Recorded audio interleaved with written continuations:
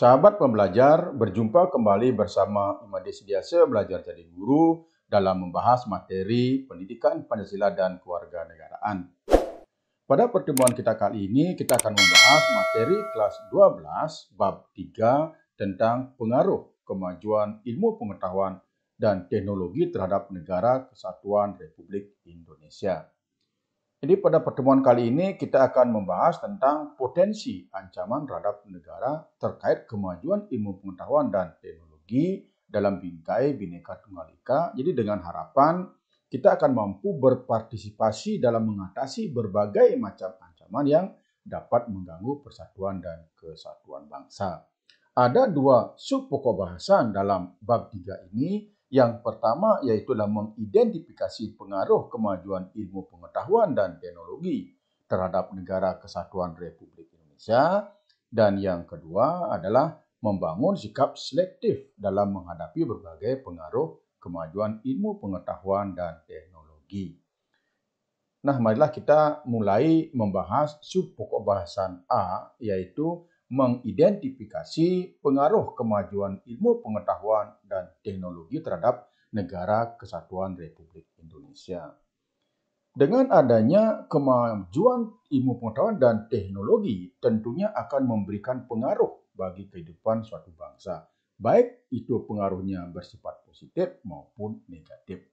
Nah, apa saja pengaruh positif dan negatif dari kemajuan ilmu pengetahuan dan teknologi dalam berbagai aspek kehidupan tersebut?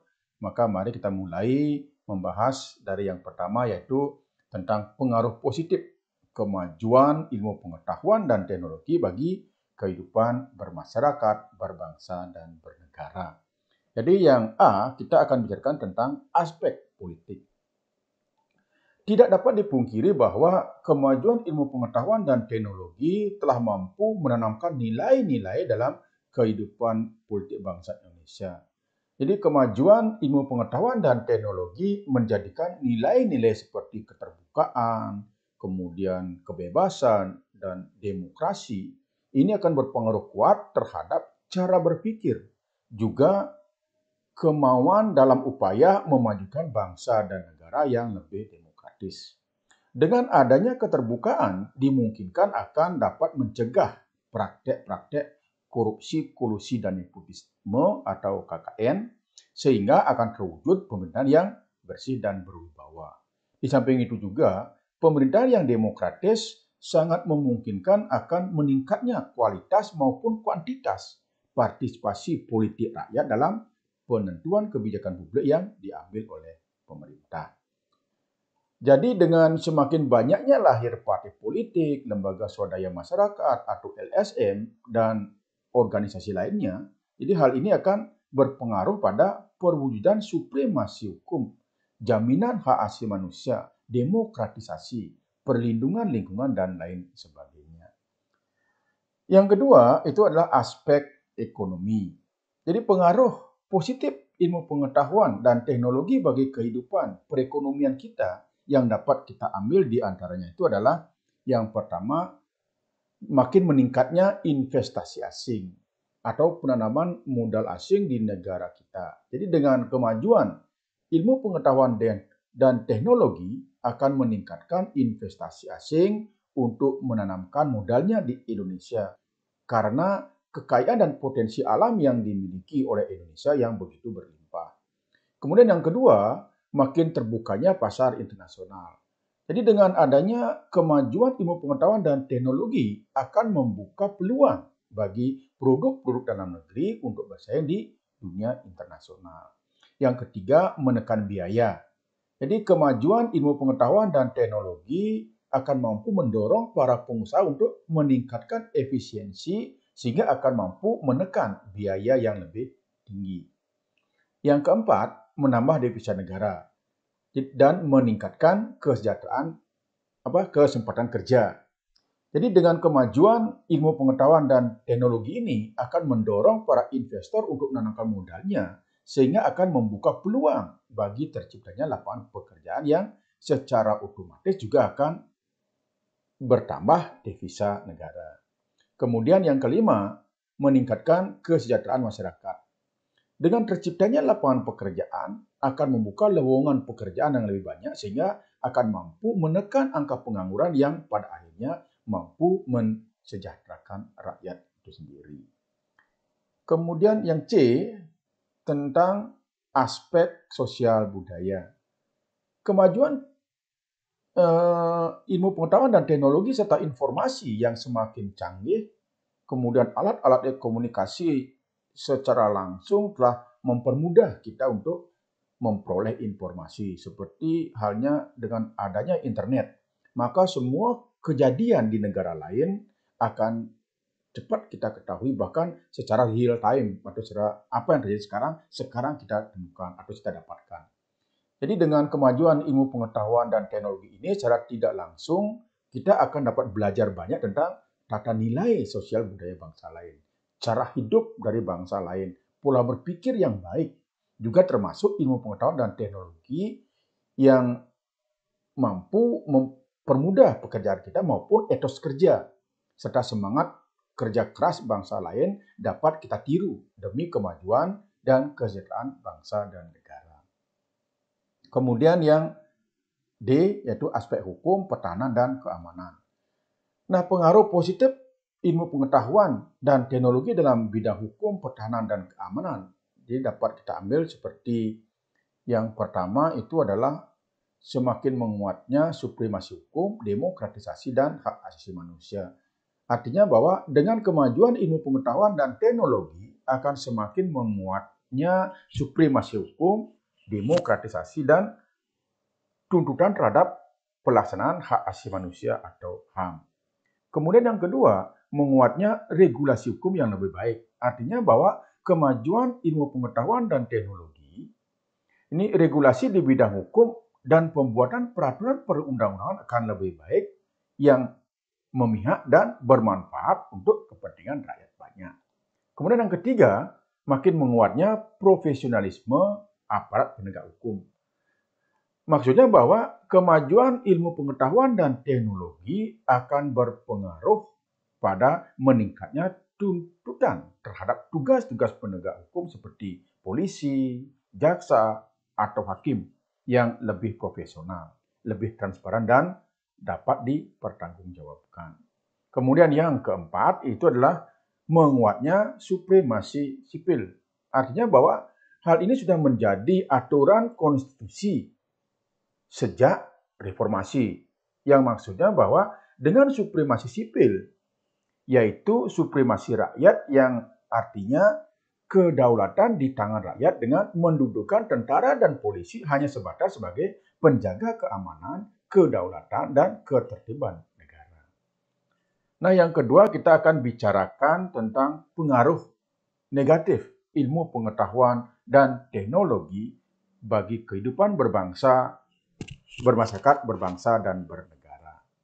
Kemajuan ilmu pengetahuan dan teknologi ini selain mempunyai pengaruh yang positif yang sudah kita bahas tadi, juga akan melahirkan pengaruh yang negatif bagi kehidupan kita dalam kehidupan berbangsa dan bernegara. Nah, apa saja pengaruhnya itu? Kita mulai dari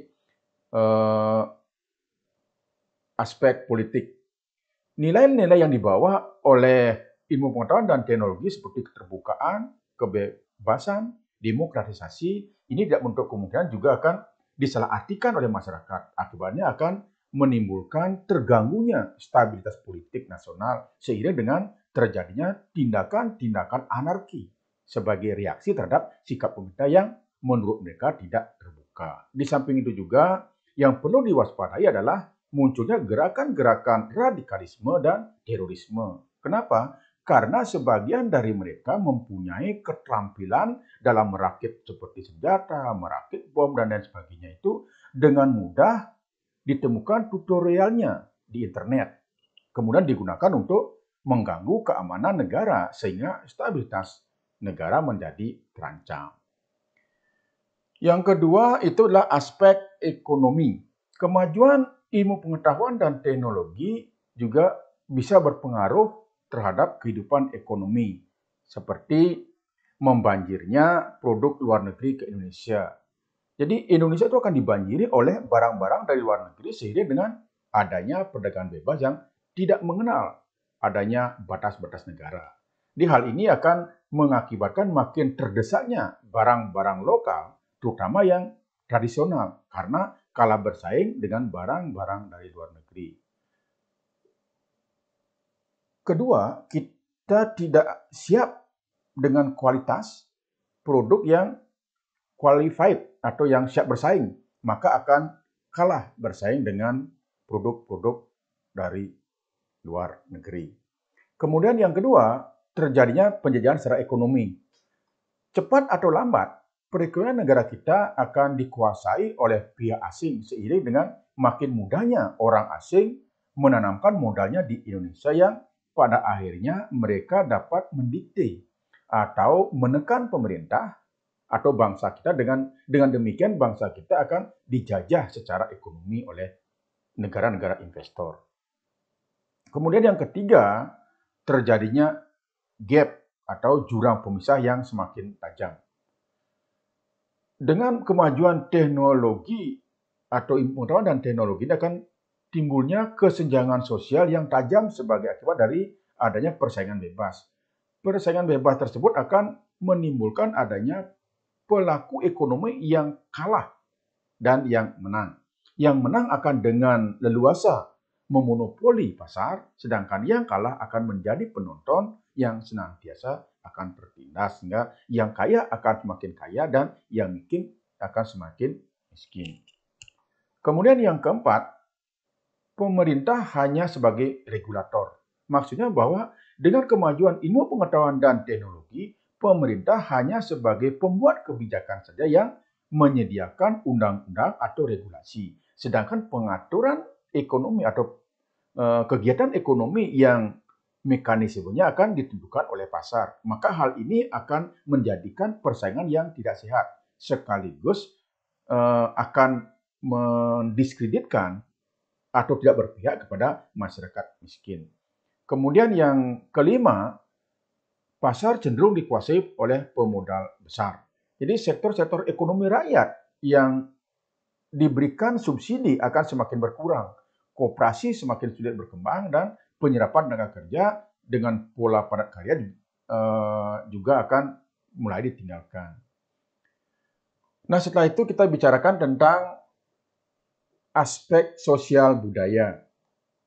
Kemajuan ilmu pengetahuan dan teknologi juga dapat melahirkan pengaruh negatif bagi perilaku masyarakat atau sosial budaya suatu negara.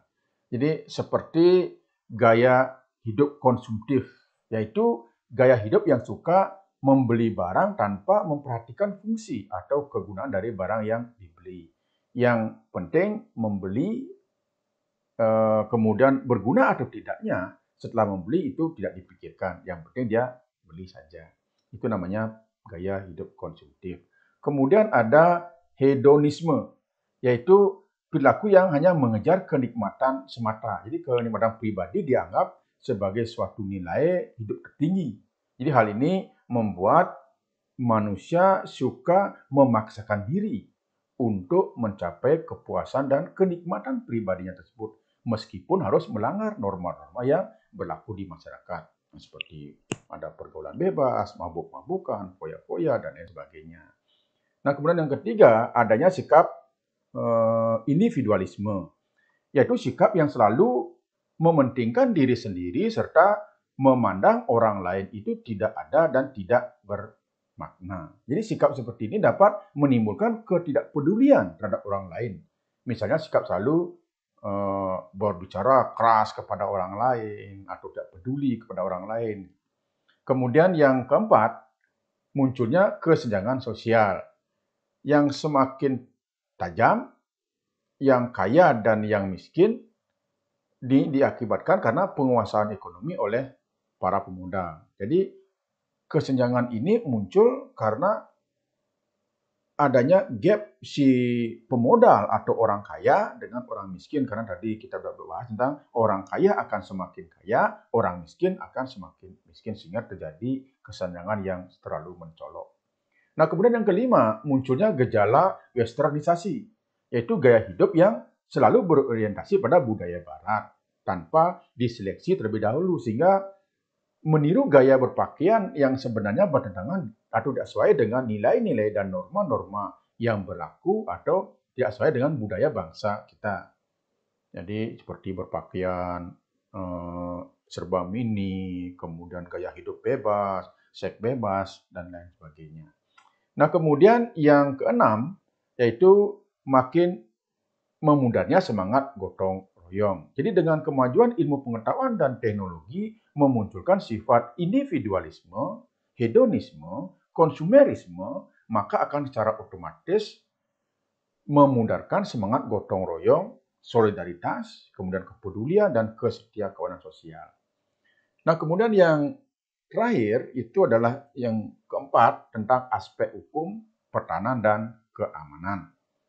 Dampak negatif yang timbul dari kemajuan ilmu pengetahuan dan teknologi dalam aspek hukum, pertahanan, dan keamanan ini yaitu menimbulkan tindakan anarkis di masyarakat yang dapat mengganggu stabilitas nasional, ketahanan nasional, bahkan persatuan dan kesatuan bangsa. Selain itu juga, peran masyarakat dalam menjaga keamanan, ketertiban, dan kedaulatan negara akan semakin berkurang. Bahkan hanya menganggap yang punya tugas itu adalah polisi dan tentara. Nah, inilah yang menjadi efek negatif dari kemajuan ilmu pengetahuan dan teknologi.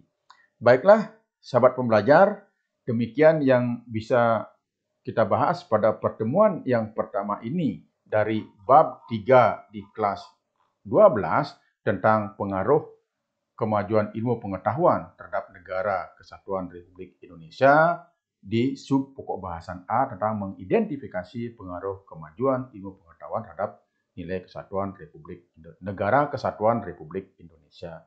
Baik, terima kasih atas perhatiannya. Semoga bermanfaat.